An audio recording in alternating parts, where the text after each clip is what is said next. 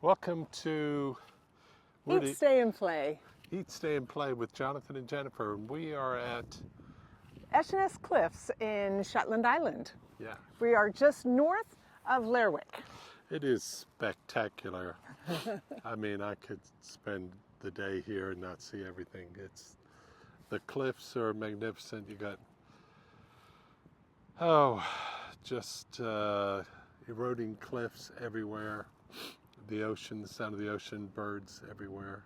Sheep poo.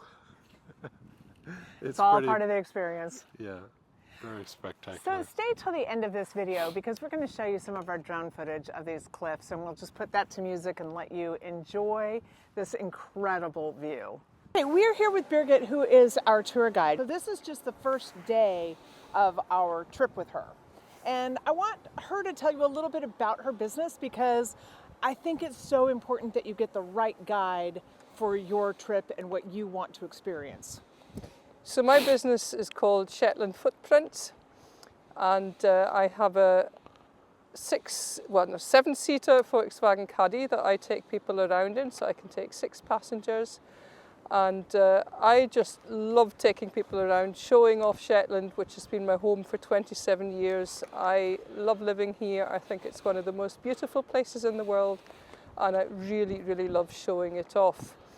I particularly enjoy taking people on walks or hikes because I just think that is the best way to experience the landscape and the scenery. And even on a walk, you know, you can still tell people about the history of the place. Shetland does have a fascinating history. And I just love it when people, you know, when people say at the end of a tour, gosh, this is so beautiful and we'd like to come back. It's so rewarding. It's the best job in the world. When you do walks, how long are the walks? How hard are the walks? How mobile do people need to be? It's your choice. My tours are customized. You tell me how much walking you're happy with. If you're happy with stepping over or climbing fences, if you'd rather not. You know, if you're good with going up steep inclines or not, you tell me how long you want to walk for and what you're interested in, and then I'll find something that's suitable for you. We can go on a half-hour walk, or we can go on a 5-hour walk, or even longer. It's entirely up to you. But I'm going to tell you, do the walk. It's one thing to see from a car window or a bus window. It is an entirely different thing to be out in the environment and walk it. You are up close to the cliffs, you're next to the locks. It's a completely different experience. Do the walk. I agree.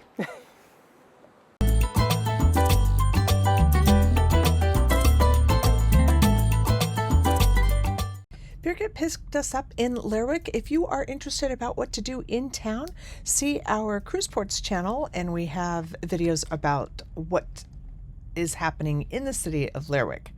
And on our Brews and Views channel, you can see videos of beer tasting and whiskey tasting at the local distillery and the local brewery. But for this video, we're going to get you out of town and into the wild Shetland landscapes. Our first stop is just a mile outside of the city of Lerwick, and we're going to stop at one of those historic sites that is so old we don't exactly know what they are and why they were here. There are a number of brochs on the island, but the first one we're stopping at is the Clickimin Broch. First off, let's explain that the broch is this tower that is surrounded by a double wall. What we do know is that there was settlement in the area somewhere from the late Bronze Age, around 1000 BC. And then through time, all the way up to about 500 AD, the broch itself was thought to be constructed along with a stone-walled fort. The ringwork and the tower was probably constructed in about 100 AD. It has been dismantled probably by settlers who were using the stone for other purposes, but at one point there was even a wheelhouse in the center of the tower. There's no evidence of wars at this time, so they don't know what the Brochs were used for. There's some speculation that they looked like fortifications but didn't really act like them. They may have been protective dwellings from slaving or from weather. And there's also a good chance that they were merely status symbols, functional shelters, but with significant size and heft and a tremendous amount of work to put them in place. While this one is on a loch and is near the sea, not all of the Brochs have those same characteristics. We had intermittent rain and clouds throughout the day, but don't let that stop you from enjoying this. The weather is just part of the experience. From here, we're going to head inland just a little bit to see one of the most iconic Shetland residents. We made this stop for my friend Naomi, who lives in Alberta, Canada. We're looking for ponies? That's correct. This is another time where having a guide was really valuable. Birgit had a friend who has these ponies and allowed us to come to the farm and visit them. There are commercial enterprises just outside of the city of Lerwick where you can go and see ponies and pay for the experience to feed them, pet them, and that kind of thing.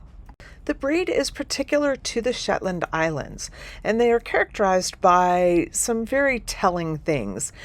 Of course, their size. They're really small, not more than about 48 inches from hoof to wither. And they have really thick coats, double coats, in fact, to help protect them in the weather. They're wide, meaning they're stocky and have a fairly heavy girth. Their eyes are sort of wide set and placed on a pretty short little head with small ears. They have thick, stocky necks and long manes and tails. Again, all of these elements help them manage the harsh climate of the Shetland Islands. In fact, they're so hardy and so sturdy that if they get a diet too rich in nutrients, it actually makes them very susceptible to laminitis. The ponies can be any color except spotted. Because of their sturdy frames, they've been used as workhorses, and so they pack, they carry. When women and children were no longer allowed to be used as workhorses in the mines, they were replaced by real horses, Shetland ponies, and they often lived much shorter lives, even though they can typically live up to 30 years. But life in the mines was difficult for sure. Even in today's age of mechanized agriculture, they're still used to carry peat off of the hills. More recently, they've been used as therapy animals, much like guide dogs.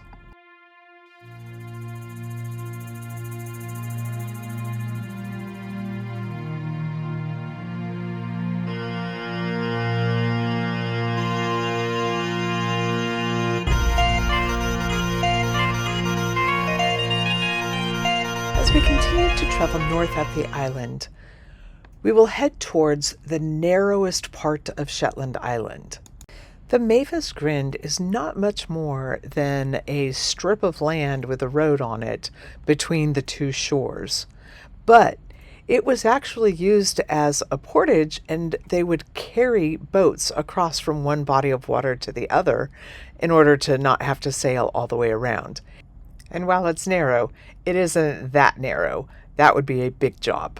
This is a great stop for more than just the history and the geography. There's also geology and walks if you want them. At the North Maven Grind, you've got all of these different rocks that have composed these islands that over the last hundreds of millions of years have come from south of the equator and connected to North America. So you have sandstone in the south, you have this volcanic rock up north, and this is a really nice replica of the geological forces in this area.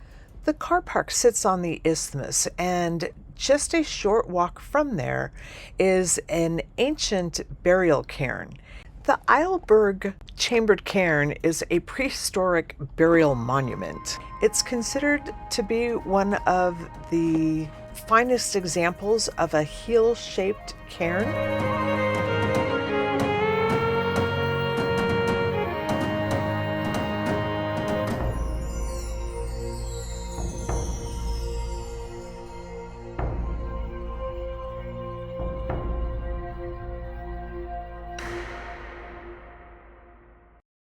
One of my favorite UK institutions is honesty boxes, and so we're going to make a couple of stops along the way to see what Shetland has to offer us in everybody's front yard. Okay, and in case you were worried that Shetlanders don't have a sense of humor, you've got Hensington Palace, which is a poultry farm, and here's their honesty box with free-range eggs. And if you're worried about the price of eggs in America, they are £2.20 per box, which is about 30 pence less than you would find in a grocery store. You take your box and leave your money in the metal tin. This is fabulous. And this is why you need a guide. They get you to all the best places. So we're doing a honesty box tour of Shetland Island. Look at this. She has got everything. She's got jams, she's got sweets, shortbread, tablet. She even has Shetland soaps and little textiles and drinks. And you just pay your money in the box. How fabulous. Our next stop is just a comfort stop, but I found a little something extra. On the bay of this little village of Hillswick, there is a seal sanctuary. And so I went and took a look. The Hillswick Wildlife Sanctuary, where they are saving seals. Make a donation and they'll take you out back and show you who's there. You get to meet Smudge. And so he came, you said the 1st of November? Yes. And where was he found? Westville. And what was wrong with him? So he was dehydrated and underweight. Yeah. He also had a respiratory infection. Once they're born, they've got their white coat. Yeah. And they can't swim with their white coat. So they spend 3 weeks on land with mum. And then once mum rejects them and puts them out, that means they have to defend for themselves. They have to do it on their own. Yeah, so Smudge didn't know how to hunt. Oh. He's just taking a breath there because he's been down underwater.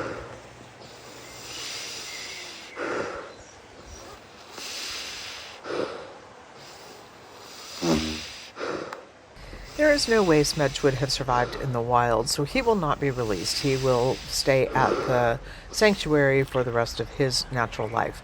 He's got a number of things that are wrong with him. If you can see his tail, it is coiled up around itself, and he is unable to use that to actually swim. And he has a hard time with his flippers. His eyes are set really deeply.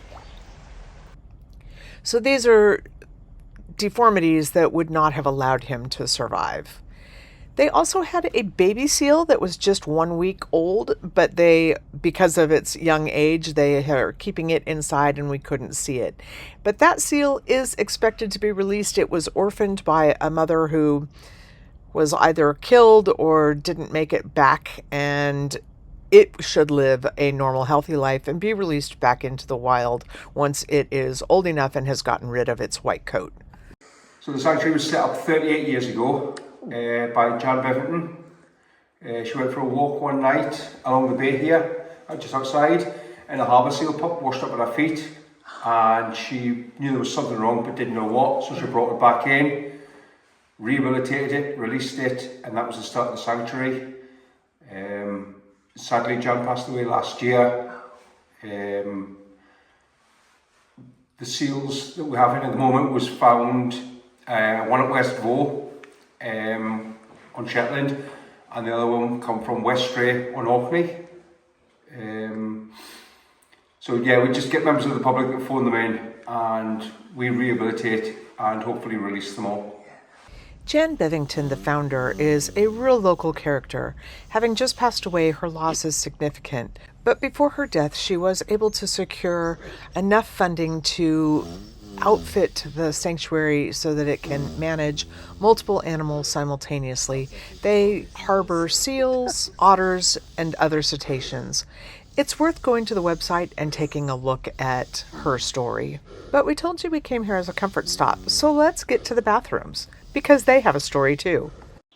It isn't often that I feel the need to talk about restrooms, while we're on a tour. But if you are going around the Shetland Islands, let's face it, nature's gonna call. You're gonna need help.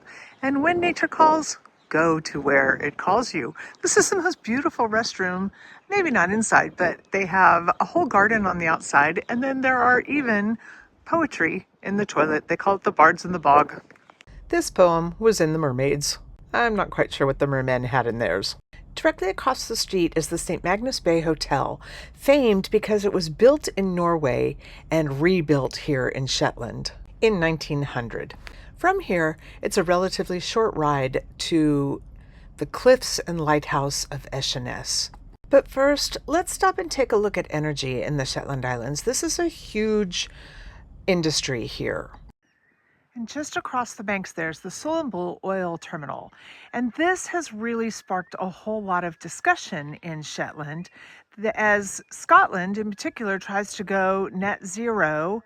They have shut down the oil terminal and they are now being powered by wind. So we've seen the tremendous wind farms.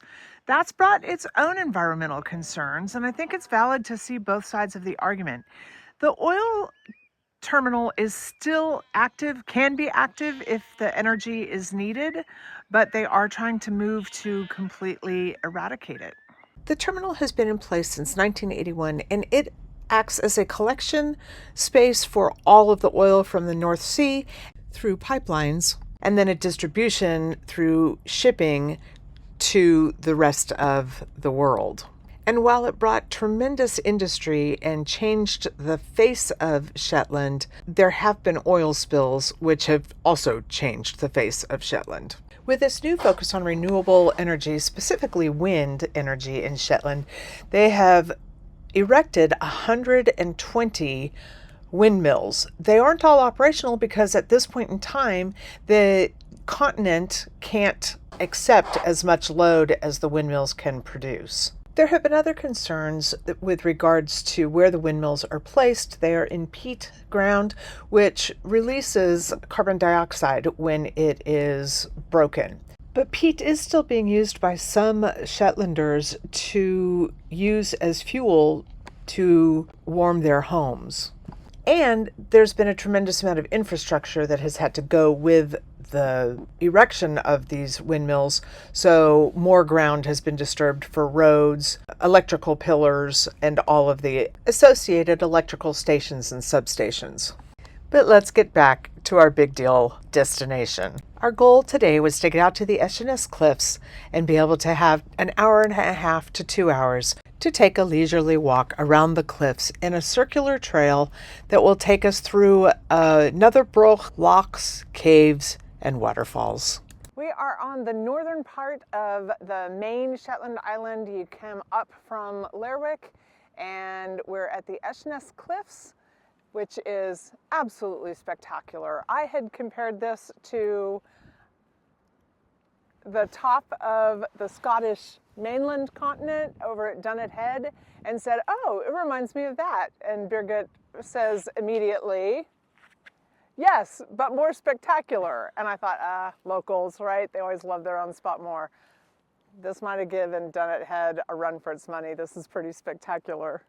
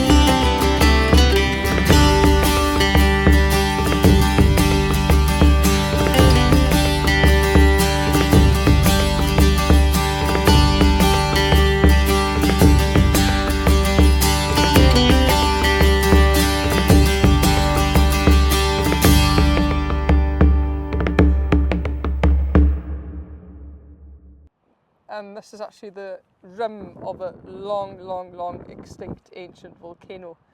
So it's the one place in Shetland where we have volcanic rock. It's also one of the most spectacular locations, very popular with visitors and locals alike who like to come here as well. And we're just doing a circular walk from the lighthouse past Calder's Geo, which might be familiar to you if you've watched the Shetland TV series. And we're going to do, as I said, a circuit past the holes of Skrada, some old click mills, and the remains of the Broch of Holland, ending up back at the lighthouse.